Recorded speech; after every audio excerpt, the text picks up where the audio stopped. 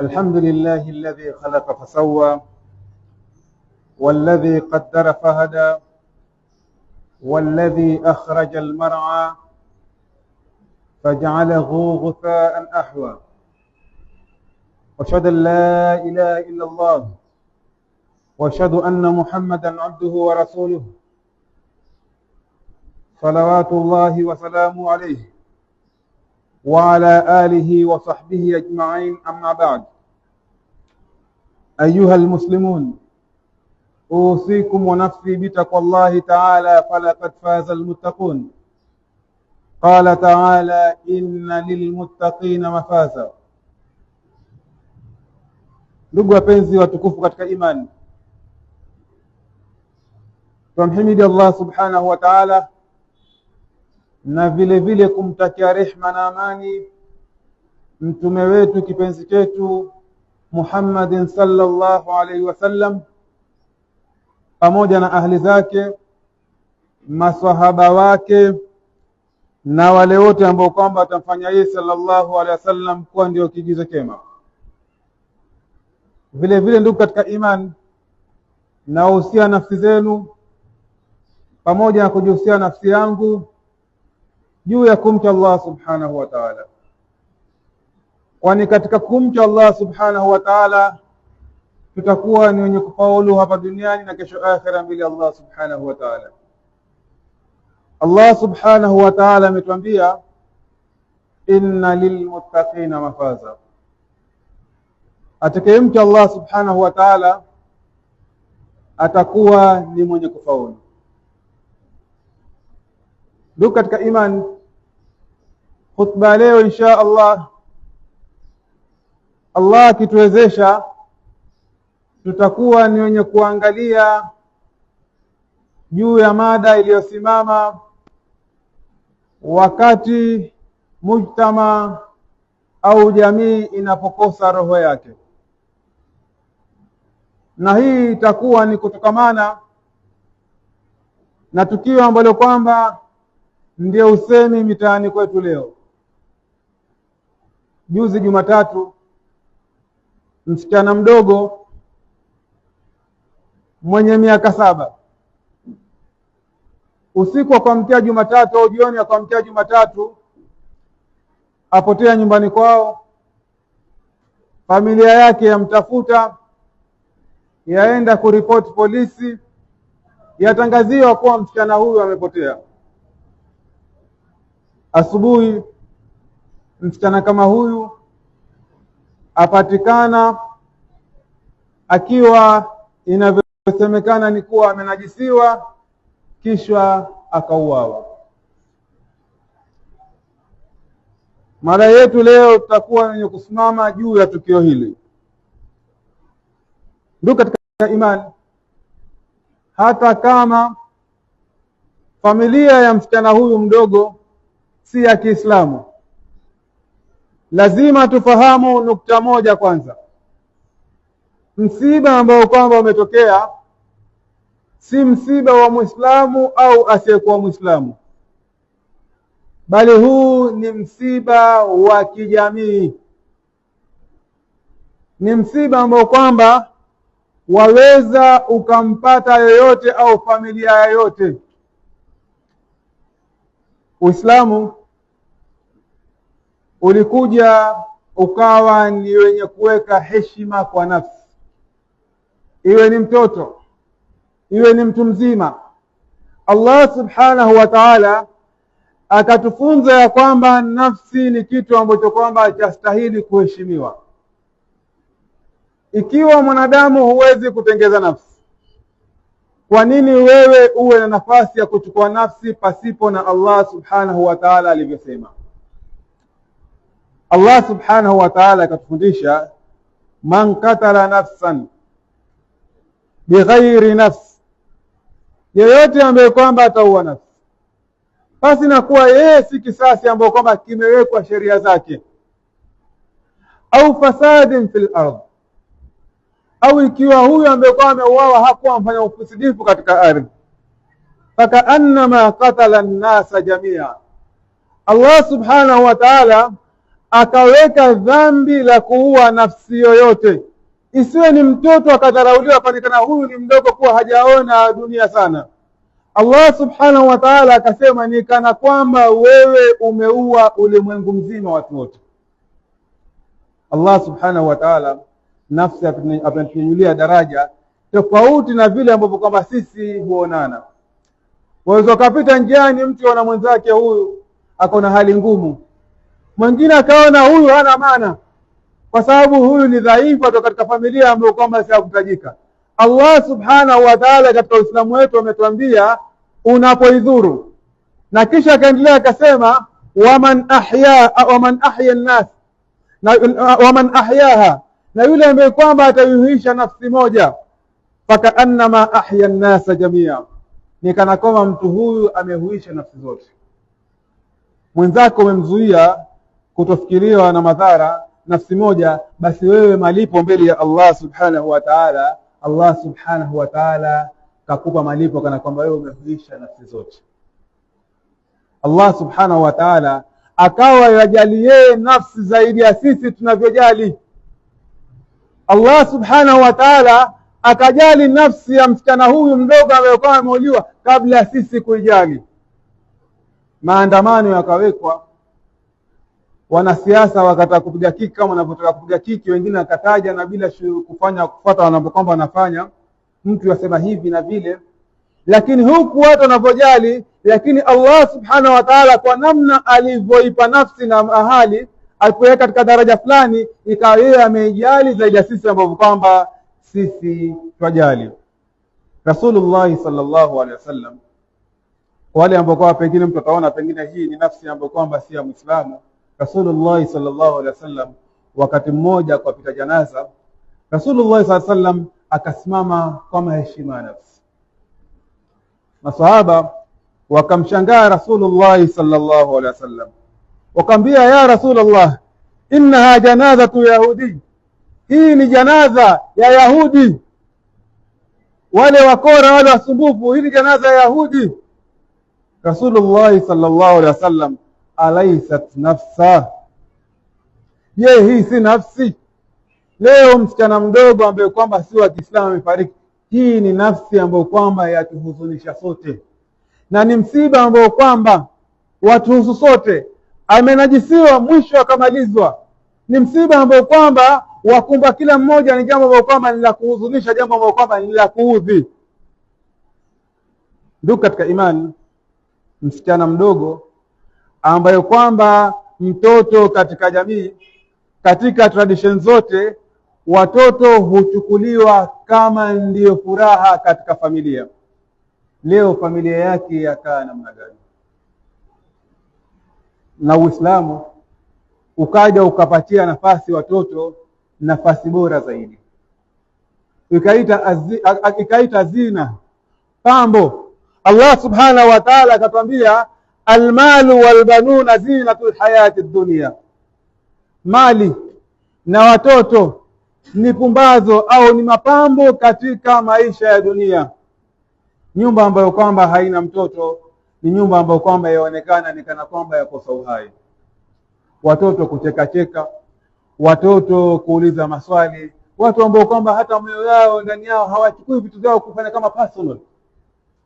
Hata yule ambaye kwamba ana roho ngumu zaidi, anapoona tabasamu ya mtoto moyo wake hulainika.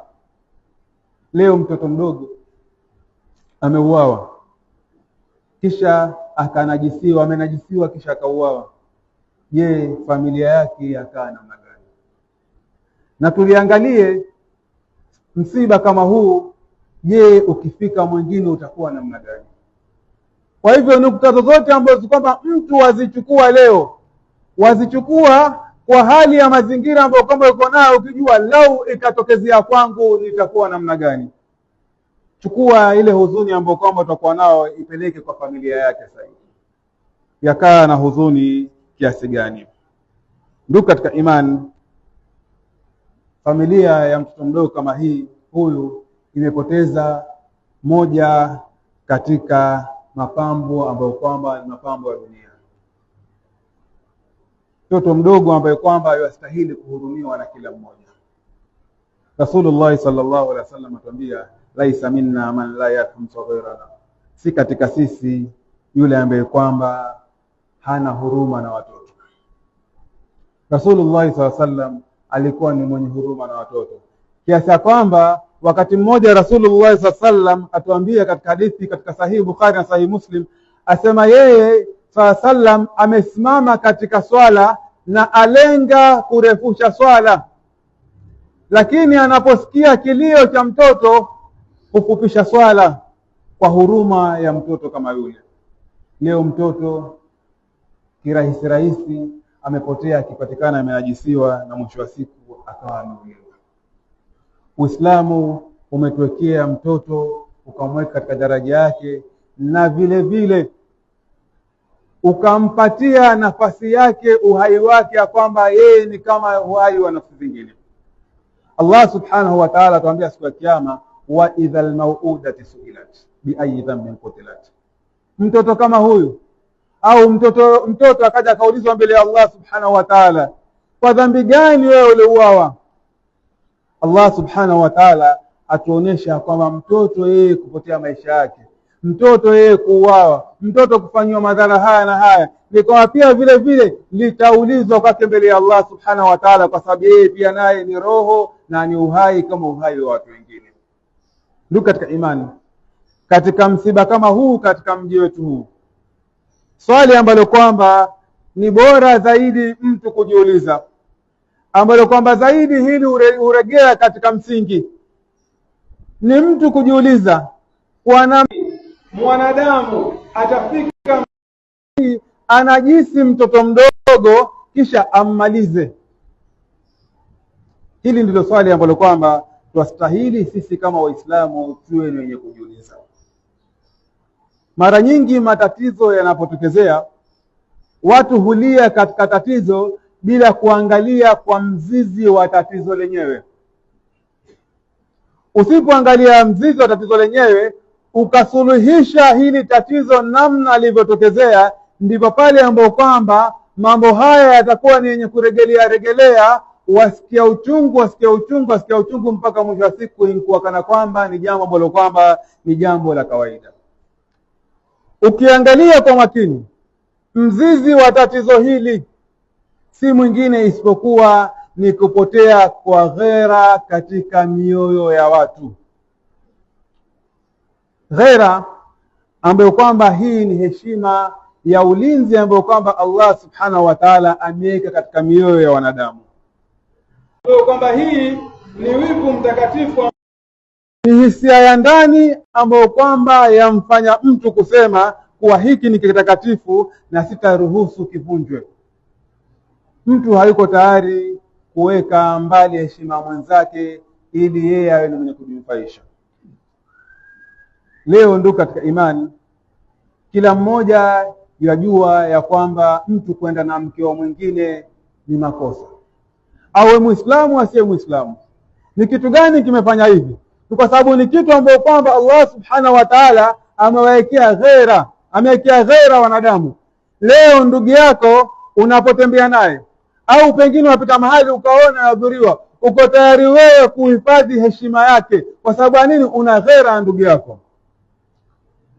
Pengine tofauti na yule ambaye kwamba si ndugu yako wa damu, utapita na muone adhuriwa, wewe utakuwa pengine utaghairi kujificha tofauti na ndugu yako mwenyewe binafsi.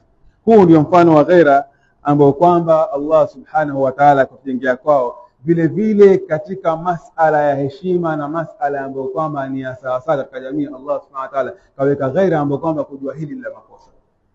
Ndio utaona wamehuzunika ambao kwamba wana dini, wakahuzunika wale ambao kwamba hawana dini, wakijua kabisa hichi kitendo kilichofanywa ni kitendo cha makosa, kwa sababu kuna ghera katika nafsi, na ghera ni karibu na fitra. Kuna fitra ambayo kwamba anambia kabisa hili jambo ni jambo ambalo kwamba ni jambo la makosa. Rasulullah sallallahu alaihi wasallam atuambia kuhusu ghera, asema inna Allaha yughar wa innal mu'min yughar.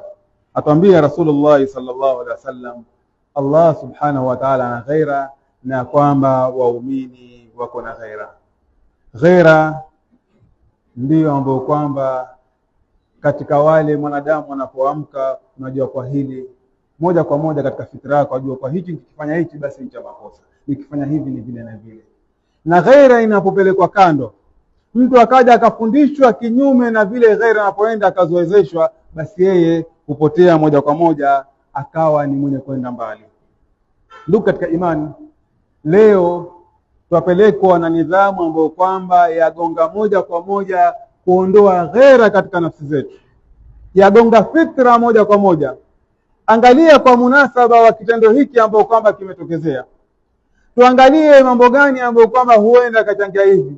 Angalia leo nidhamu imeweka mambo ambayo kwamba ni ya wazi ya zinaa, picha za uchi, video za uchi, na zikawa zachukulia kumwangalia mwanamke au mwanamke kumwangalia mwanaume kana kwamba ni chombo cha starehe. Video hizi ambazo kwamba katika tafiti ambazo kwamba hata si za Kiislamu, miongoni mwao ikawa ni American Psychology Association, ikawa ni yenye kusema picha kama hizi za uchi, hizi ndizo ambazo kwamba huwaya ubongo wa mwanadamu, yani hugeuza na kulea ubongo wa mwanadamu, ukamfanya yeye akawa ameharibika kijamii kabisa, ameharibika kitabia.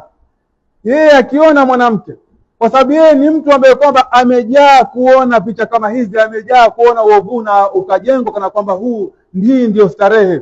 Akimuona mwanamke kama ni mwanamume, mwanamke na akimuona mwanamume aona kana kwamba huyu si lingine isipokuwa ni kujistarehesha.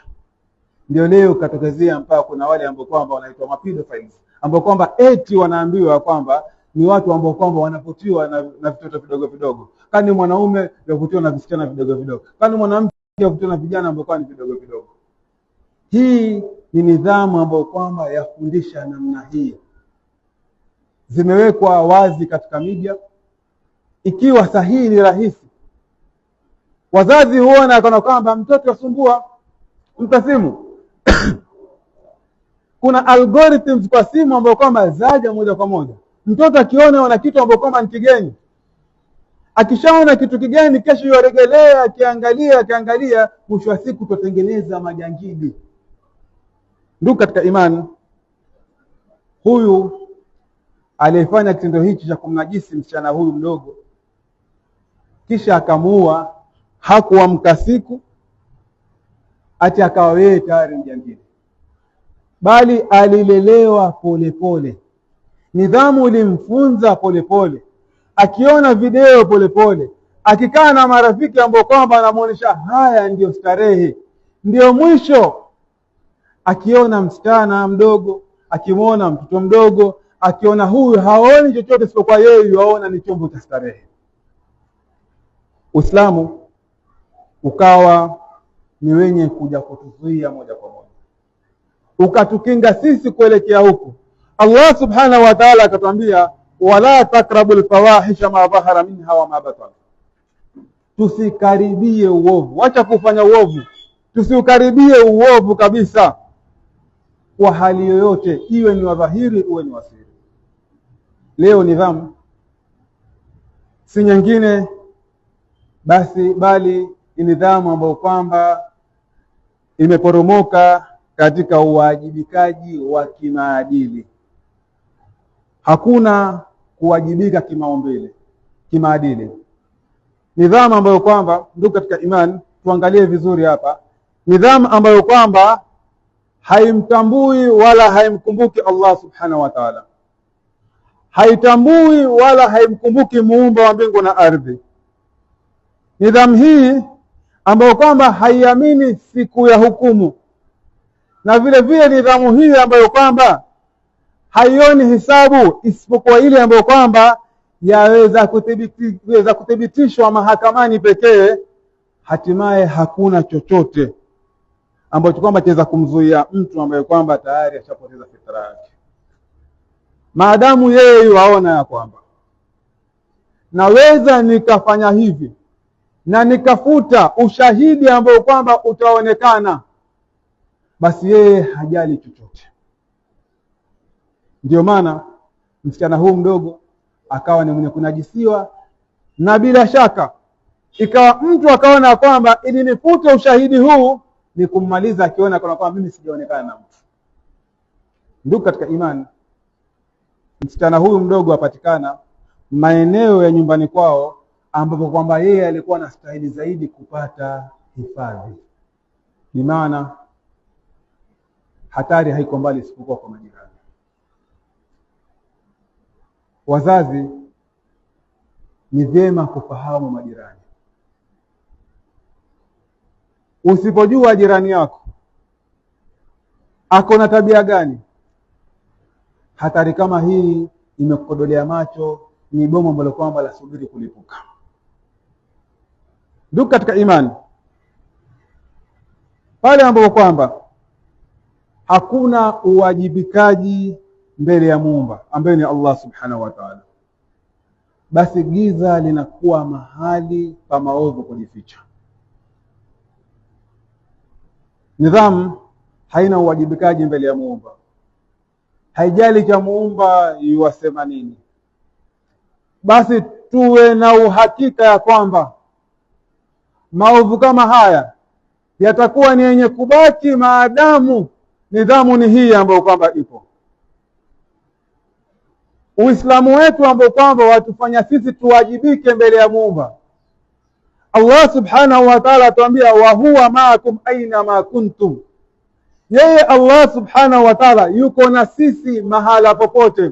Ndio maana leo kila mmoja ametoka maskani kwake, biasharani mwake, nyumbani kwake. Mwingine alikuwa amelala akakumbuka kwa leo ni Juma akaja mapema msikitini, kwa sababu yeye wajibika kwamba Allah subhanahu wa ta'ala yuaniona al-ihsan, ambao kwamba ni an ta'budu Allah ka'annaka tarahu. Umwabudu Allah subhanahu wa ta'ala kana kwamba wewe wamuona, na ikiwa wewe humuoni fa innahu yaraka. Hii Allah subhanahu wa ta'ala yukuona. Nidhamu hii leo inaleta maovu haya mbele yetu. Kifo cha msichana Kezia kiwe ni chenye kutufunza sisi. Nidhamu tuliyoko nayo hali ni hii, na hakuna tamaa ya kuwa na mazuri maadamu hakuna uwajibikaji mbele ya Allah subhanahu wa ta'ala. Ndugu katika imani, narejelea tena, wazazi wajue majirani yao. Msichana aliokotwa karibu na maeneo ya kwao, kumaanisha hatari ilikuwa ni hapo karibu. Usipojua jirani yako na namna nidhamu inavyotupeleka mbio, mtu yafanya kazi 3 kwa siku, akija nyumbani mtoto wake amelala. Kama yeye hajui mtoto wake, je, atamjua jirani yake tabia zake? Ndio pale mtoto wako waambiwa ameenda kucheza, umwacha yuko machoni kwako, ampotea na huyu. Kwani huyu msichana kupatikana amenajisiwa na kuuawa, si alikuwa ameenda kucheza? Vile vile wazazi wawajibike, wahakikisha kwamba mtoto wako hatoki machoni mwako. Mtoto wako wamuona anapocheza, wajua pale alipo. Usimwache kukaa mahali ambapo kwamba wewe haujui ni wapi. Asipotee kabisa machoni kwako. Ikibidi kaa naye nyumbani. Ndugu katika imani, suluhu la kudumu ni kuondoa hii nidhamu ambayo kwamba yalea. Kama vile ambapo kwamba huyu aliofanya uovu huu, aliofanya mabaya haya, si ati aliamka siku akawa yeye ni mbovu, bali yeye alifunzwa polepole kwa daraja mpaka akaona kana kwamba mimi starehe zote basi ni hivi kuifanya hivi, na mimi kufuta ushahidi ni mimi nihakikishe kuwa nimeua hivi na hivi, kwa sababu hii ni nidhamu ambayo kwa imelea hivi. Kwa hitajika nidhamu ambayo kwamba itakuja italea watu, ipatie ufahamu kisawasawa ambao kwamba tuastahili kuwajibika kwa Allah subhanahu wa ta'ala. Huyu alifanya hivi, lau atashikwa apelekwe mahakamani na ushahidi ukosekane kamilifu kuwa ni yeye aliyofanya, atawachiliwa. Lakini katika nidhamu ya Uislamu hakuna kupotea, kwa sababu wajua Allah yuko na sisi mahali pale ambapo kwamba hatupo. Wajua siku ya kiyama mimi nitahesabiwa. Mtu hawezi kufanya mambo kama haya, na akifanya haya yuko tayari kwenda kujiweka mbele, mimi nahitaji kusimamishiwa hadhi kama hii. Kwani yule mwanamke ambaye kwamba atafanya zinaa akiwa yeye hakuna aliyemuona, kisha baadaye ajipeleka sallallahu alaihi wasallam kwa mimi nimezidi. Na sallam akawa ni mwenye kuisifu tauba yake kuwa ni kubwa zaidi. Ndugu katika imani, leo matatizo kama haya ambayo kwamba huyu msichana mdogo yamemfikia hayataondoka mpaka sisi tuondoe nidhamu kama hii. Hayatabadilika mpaka sisi turegeshe nidhamu ya kisawasawa ya Kiislamu ambayo kwamba uwajibikaji turegesha mbele Allah subhanahu wa ta'ala. Tuombeeni Allah subhanahu wa ta'ala atujalie min alladhina yastami'una alqawla fayattabi'una ahsana. aqulu qawli hadha wa astaghfirullaha rahim wa barakatuh. Astaghfiruh.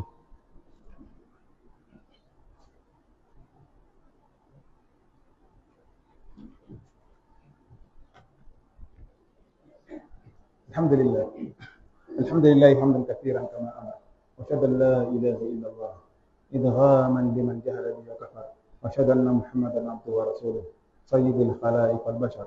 عباد الله، اتقوا الله تعالى باستماع الله وحضور الخبر، وانتهوا عما نهاكم منه زجر، واعلموا أن الله أمركم بأمر بدأ في بنفسه وثنى بالملائكة مثبت بقصه، وصلت بكم أيها المؤمنون بريت بالمؤنسه، فقال تعالى مخبرا وآمرا إن الله وملائكته يصلون على النبي يا أيها الذين آمنوا صلوا عليه وسلموا تسليما. اللهم صل على محمد وعلى آل محمد كما صليت على إبراهيم وعلى آل إبراهيم، وبارك على محمد وعلى آل محمد كما باركت على إبراهيم وعلى آل إبراهيم في العالمين إنك حميد مجيد. اللهم أعز الإسلام والمسلمين وأذل الشرك والمشركين وانصر أعداءنا الدين.